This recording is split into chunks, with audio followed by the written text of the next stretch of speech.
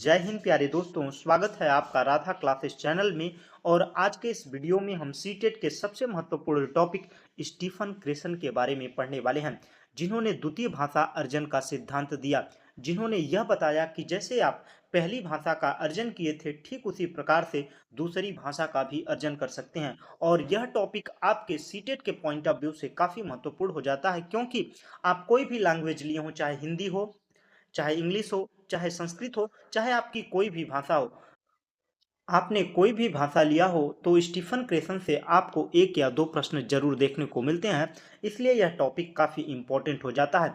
तो Stephen Cresson कौन थे और इन्होंने कौन सा सिद्धांत दिया था, इसके बारे में हम आगे जानेंगे। उससे पहले इनका जो सिद्धांत है, भाषा अर्जन का सिद्धांत, तो अर्जन क्या है, सबसे पहले इस टॉपिक को क्लियर करते हैं। उसके बाद में पूरे सिद्धांत को बड़े ही आसानी से आपको समझा देंगे। अर्जन क्या है? जैसे आप बिहार में रहते हैं, तो बिहार में आपने क्या सीखा? आपकी मातृभाषा क्या होगी? भोजपुरी होगी। तो भोजपुरी को आप तो बड़े ही आसानी से सीख गए होंगे बिना किसी एफर्ट के। और आप कुछ दिनों बाद आपने 7 साल कहाँ पर रहे? बिहार में रहे, आपने भोजपुरी सीखी। उसके बाद में वहाँ से आप चले आए कहाँ पर? महाराष्ट्र में। महाराष्ट्र में आप रहने लगे। तो महाराष्ट्र में आप रहने लगे तो आप वहाँ पर कौन-सी भाषा सीख गए? मराठी। मराठी। बिना किसी एफर्ट के जैसे आपने भोजपुरी सीखी थी, ठीक उसी प्रकार से बिना किसी एफर्ट के आप मराठी सीख गए, क्योंकि वहाँ का वातावरण वैसे था। वहाँ का वातावरण वैसे था, तो आपकी जो पहली भाषा अर्जन थी, वो क्या थी? भोजपुरी थी। भोजपुरी थी। और दूसरी भाषा का जो आपने अर्जन किया, वो किया मराठी किया। इसी के बारे में स्टीफन क्रेसन कहते हैं कि एक भाषा का अर्जन किया गया है, तो दूसरी भाषा का भी अर्जन किया जा सकता है। जितने भी भाषाविद हैं, यह कहते हैं कि पहली भाषा का तो अर्जन होता है, बाकी जितनी भी भाषाएं होती हैं उसका क्या होता है? अधिगम होता है। अधिगम और अर्जन में अंतर क्या है? जब आप बिना किसी एफर्ट के आप किसी भी भाषा को सीख जाते हैं, वो क्या कहलाता है? अर्जन कहलाता है। और जहां पर आप एफर्ट लगा रहे हैं, वो क्या है? अधिगम है। जैसे बात करते हैं, आप क्रिकेट मैच खेल रहे होंगे, कब आप विकेट विकेट शब्द का नाम कैसे सीखा था? आपने अर्जन किया था, अधिगम नहीं किया था। आपने सुनकर सीख लिया था बिना किसी एफर्ट लगाए, विकेट विकेट विकेट सुन लिए। लेकिन कहाँ पर इज लगेगा, कहाँ पर आर लगेगा, ये सारी चीज़ों पर जब आप ध्यान देते हो, ये क्या कहलाता है? अधिगम कहलाता है। तो अर्जन और अधिगम दोनों क्लियर हुए। अब बढ़ते हैं इस टॉपिक की ओर कि स्टीफन क्रेसन कौन थे, इनके बारे में जानते हैं। उसके बाद में इनके जो सिद्धांत थे उसके बारे में काफ़ी डिटेल के साथ हम पढ़ेंगे। तो यह प्रसिद्ध भाषाविद थे। स्टीफन क्रेसन कौन थे? भाषाविद थे। इन्होंने बताया कि दूसरी भाषा कैसे सीखी जाती। मैंने पहले चर्चा किया ना कि स्टीफन क्रेसन यह बताते हैं कि जिस प्रकार से आपने पहली भाषा सीखी है, अर्जित किया है, ठीक उसी प्रकार से दूसरी भाषा भी क्या कर सकते हैं? अर्जित कर सकते हैं। इनका मानना है कि भाषा सीखने से नहीं बल्कि अर्जित करने से बेहतर आती है। जब आप किसी भी भाषा को सीखते हैं तो हर एक पॉइंट को आपको ध्यान में रखना पड़ता है, वहाँ पर मॉनिटरिंग ज़्यादा होती है। तो इसलिए इन्होंने कहा कि भाषा को अगर सीखना है तो आप अर्जित करें, सीखें ना, अर्जित करें। इससे क्या होगा? आपको भाषा बेहतर तरीके से सीख जाएंगे।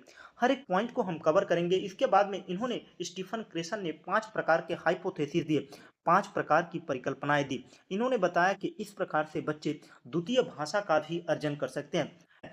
तो हर एक पॉइंट को हम कवर करेंगे। तो पहला जो है वो है अर्जन और अधिगम। दूसरा जो पॉइंट इन्होंने बताया मॉनिटरिंग का। तीसरा जो पॉइंट है इनपुट, कंप्रीहेंसल इनपुट, बोध गम्य निवेश। और चौथा इन्होंने बताया प्राकृतिक क्रम। और पांचवा भावनात्मक फिल्टर। हर एक पॉइंट को हम काफी डिटेल के साथ पढ़ाएंगे। सबसे पहले अर्जन बनाम अधिगम, जो पहला पॉइंट है, मैंने अर्जन और अधिगम को पहले ही कंफर्म कर दिया कि अर्जन क्या है, अधिगम क्या है। क्योंकि जब आप द्वितीय भाषा का अर्जन सिद्धांत पढ़ रहे हैं तो आपको अर्जन पता होना चाहिए ना। अर्जन को मैंने बताया था ना, स्वाभाविक रूप से, प्राकृतिक रूप से सीखा जाता है, अवचेतन मन से। इस पर मतलब ध्यान नहीं देना पड़ता है। आप शब्दों को वैसे सीख जाते हैं जैसे बच्चा मातृभाषा सीखता है। लेकिन जहां पर आप किसी भी भाषा का अधिगम करते हैं तो वह औपचारिक तरीका होता है, हर एक पॉइंट को कवर करना पड़ता है। चेतन, कॉन्शियस तरीके से किसी भी भाषा का अधिगम कर सकते हैं। व्याकरण के नियमों को रटना पड़ता है, कहाँ पर इज आएगा, कहाँ पर आर आएगा, कहाँ पर वाज आएगा, कहाँ पर वर आएगा।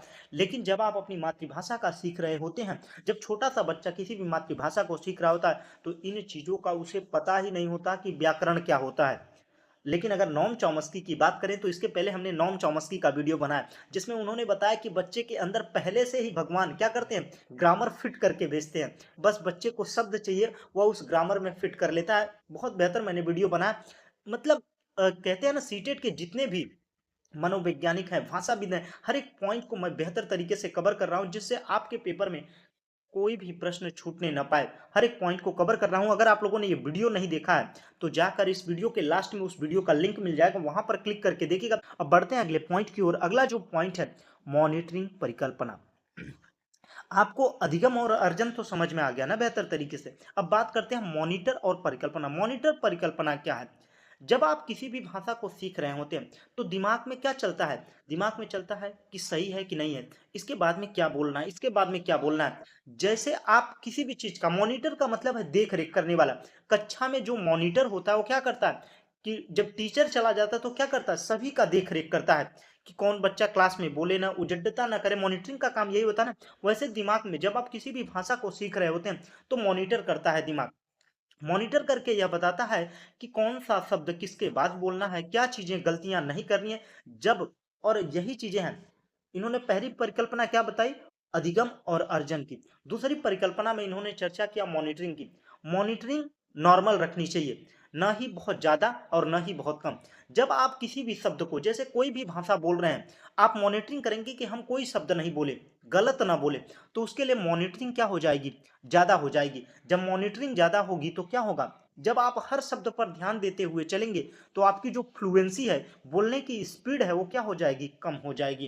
क्या हो जाएगी, कम हो जाएगी। गलतियां भले से कम हो लेकिन फ्लुएंसी क्या होगी आपकी, कम हो जाएगी। लेकिन जब मॉनिटरिंग कम होगा, जब आप हर एक पॉइंट पर ज्यादा ध्यान नहीं देंगे तो आपकी फ्लुएंसी बरकरार रहेगी। और ज्यादा मतलब मॉनिटरिंग एकदम कम कर देंगे तो क्या होगी, गलतियां ज्यादा होंगी लेकिन फ्लुएंसी ज्यादा होगी। लेकिन हमें क्या करना है, मॉनिटरिंग नॉर्मल रखना है, न ज्यादा गलतियां हो न ज्यादा फ्लुएंसी कम हो। मतलब नॉर्मल दोनों होना चाहिए, फ्लुएंसी भी और जो मॉनिटरिंग है वो भी, दोनों नॉर्मल होना चाहिए। बातें क्लियर हुई? जब आप किसी भी शब्द को बोल रहे होते हैं फटाफट फटाफट, तो वहां पर मॉनिटरिंग क्या हो जाती है, कम हो जाती है। लेकिन जब वहां पर किसी भी भाषण देने जाते हैं, जब आपको स्टेज पर भेजा जाता है, वहां पर आपकी मॉनिटरिंग परिकल्पना क्या होती है, हाई हो जाती है। हाई हो जाती है तो हर एक शब्द को आप विचार विचार करके बोलते हैं, हर एक शब्द पर सोच सोच कर बोलते हैं। वही क्या मॉनिटरिंग परिकल्पना है। मॉनिटरिंग परिकल्पना क्लियर हुई? इतनी बातें क्लियर हुई ना? अगर आप लोगों को वीडियो इन्फॉर्मेटिव लग रहा है तो वीडियो को लाइक कर दीजिए, दोस्तों के साथ शेयर कर दीजिए, और चैनल पर पहली बार आए हैं तो चैनल को सब्सक्राइब कर लीजिए। इसी प्रकार से आपको बेहतर कंटेंट इस चैनल पर मिलने वाला है। अब बढ़ते हैं अगले हाइपोथेसिस की तरफ। तो अगला हाइपोथेसिस है इनपुट परिकल्पना, कॉम्प्रिहेंसल इनपुट। कॉम्प्रिहेंसल इनपुट है क्या, आइए इसको समझते हैं। करंट लेवल, करंट लेवल को किससे दर्शाया जाता है, आई से। जैसे कोई भी बच्चा है, टेलीग्राफिक अवस्था में है, जैसे वो क्या कर रहा है, दो दो शब्दों को जोड़ रहा है। तो दो दो शब्दों को जो जोड़ रहा है उसके बाद में उसे क्या दिया जाए, थोड़ा सा इनपुट दिया जाए, वन प्लस। बहुत ज्यादा इनपुट दे देंगे, मतलब किसी भी बच्चे को अभी वो नॉर्मल यूज कर रहा है, टेंस का नॉर्मल यूज कर रहा है, अगर आप उसको एक्टिव पैसिव पढ़ाने लगेंगे, हाई इनपुट दे देंगे, तो बेहतर तरीके से नहीं सीख पाएगा। वो जितना जान रहा है, जितना उसका करंट लेवल है, उससे स्लाइटली अबव, स्लाइटली अबव का मतलब है थोड़ा सा, मतलब वन प्लस, थोड़ा सा और ज्यादा सिखाया जाए। बच्चे का जो स्तर है, जैसे भी बच्चा नेचुरल तरीके से सीख रहा है, जैसे टेलीग्राफिक कर रहा है, तो उससे थोड़ा सा अधिक इनपुट दिया जाए कि बच्चे को एक एक शब्द और जोड़ना सिखाया जाए। वही क्या है, कॉम्प्रिहेंसल इनपुट है। जो इसका स्तर है उसमें थोड़ा सा और सिखाया जाए, वही क्या है, कॉम्प्रिहेंसल इनपुट I+1 है। बातें क्लियर हुई? कॉम्प्रिहेंसल इनपुट क्लियर हुआ कि नहीं? अगर I+0 होगा, मतलब जो इसका स्तर है, जैसे किसी भी बच्चे को जो चीजें आती हैं उसमें कोई इनपुट न दिया जाए, तो क्या करने लगेगा, उस क्लास से बोरिंग होने लगेगा। जैसे ये सारी चीजें आपको पहले से आती हैं तो ये सारी चीजें आपको अच्छी नहीं लगेंगी। लेकिन जिसके लिए लेवल एकदम बिल्कुल नया है, जो स्टीफन क्रेसन के बारे में जानते नहीं हैं, तो उनके लिए क्या है, यह बहुत इंपॉर्टेंट है, उसमें आनंद आएगा और बेहतर तरीके से सीखेंगे। अगर हम बात कर दें कि I+10 की, अगर इसी वीडियो में मैं बात करूं कि इनपुट हाइपोथेसिस वो होता है कि जिसमें बच्चे को थोड़ा सा ज्यादा सिखाया जाता है, ये सारी चीजें क्लियर हुई, तो यहां पर आपको यह भी नहीं समझ में आएगा कि क्या इसने कह दिया यार, क्या थोड़ा सा नहीं सिखाया जाना चाहिए। मतलब जो आपका स्तर है उससे थोड़ा सा अधिक वन प्लस कर दिया जाए, वही क्या है, इनपुट परिकल्पना है, कॉम्प्रिहेंसल इनपुट है। बातें क्लियर हुई, तीसरी परिकल्पना भी समझ में आई। अब बढ़ते हैं अगले पॉइंट की ओर। अगला पॉइंट है प्राकृतिक क्रम। प्राकृतिक क्रम क्या है? जो स्टीफन क्रेसन है यह बात करते हैं कि कोई भी भाषा प्राकृतिक रूप से सीखी जा सकती है और भाषा अर्जन बेहतर होता है भाषा अधिगम से। अगर आपको किसी भी भाषा का बेहतर नॉलेज रखना है तो आपको क्या करना होगा? भाषा अर्जन करना पड़ेगा, न कि भाषा अधिगम। क्योंकि प्राकृतिक रूप से जो चीजें सीखते हैं वो बेहतर तरीके से आप सीख पाते हैं और एक क्रम से सीखा जाता है। आपको अगर हम छोटा सा बच्चा है, प्राकृतिक रूप से कैसे सिखाया जाता है? पहले शब्दों को सिखाया जाता है। पहले वो क्या करता है? शब्द को सीखता है। पहले पापा, फिर पापा के बाद में पापा आओ। इस प्रकार से वो क्या कर रहा है? एक क्रम से चल रहा है। जिस प्रकार से बच्चा नेचुरल क्रम से आगे बढ़ता रहता है उसी प्रकार से उसमें थोड़ा सा इनपुट, थोड़ा सा स्लाइटली अबव इनपुट दिया जाता है। धीरे धीरे उसका स्तर बढ़ाया जाता है और वह बेहतर तरीके से, नेचुरल तरीके से। पहले क्या, जब किसी भी भाषा को बच्चा सीखता है तो सबसे ज्यादा क्या करता है? सुनता है। सुबो पली, सुनना, बोलना, लिख, पढ़ना, लिखना, लिसनिंग, स्पीकिंग, रीडिंग, राइटिंग। बात क्लियर हुई?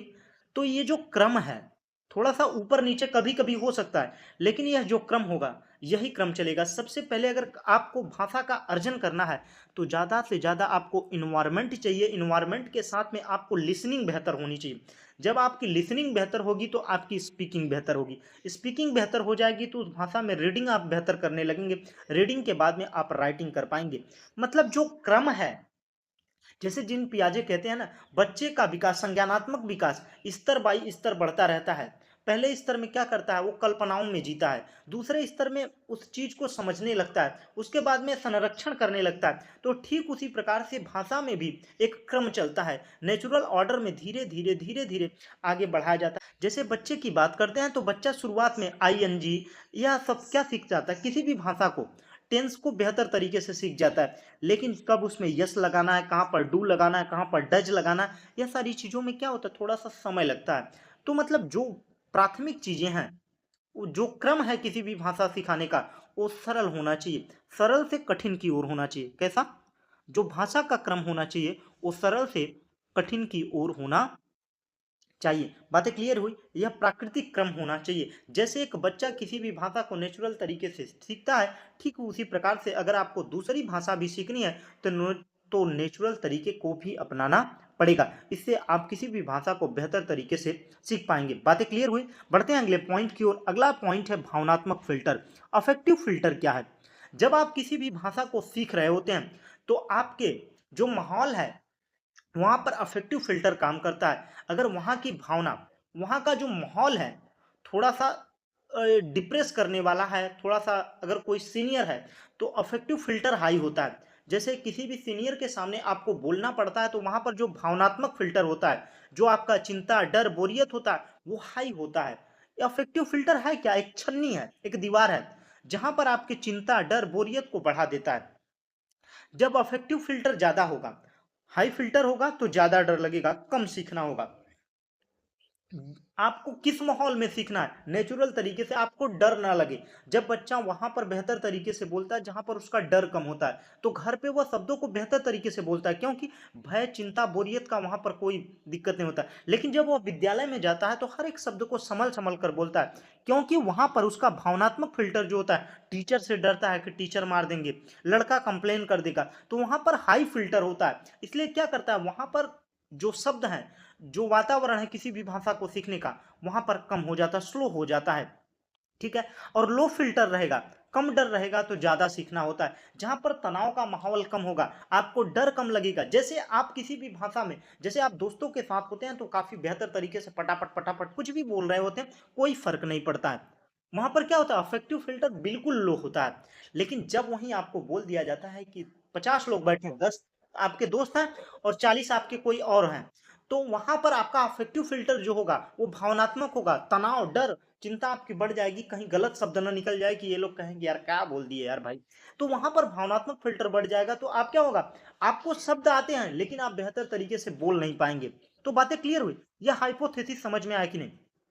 सारे पॉइंट क्लियर हुए। अब बढ़ते हैं अगले पॉइंट की ओर। अगला पॉइंट है सीटेट के जादुई शब्द। यह जो शब्द हैं परीक्षा में सीधे पूछे जाते हैं। अगर आपको ये चीजें मिल रही हैं तो किसके जरिए दिया गया है यह ध्यान में रखिएगा। कॉम्प्रिहेंसल इनपुट अगर अंग्रेजी में दिया गया है, बोधगम्य निवेश, वन आई प्लस वन, जो करंट लेवल है वो किससे दर्शाते हैं, आई से। उससे थोड़ा ज्यादा हमें बच्चों को सिखाना है। अगर इसकी बात कर रहा है तो किसकी बात कर रहा है, स्टीफन क्रेसन की बात कर रहा है।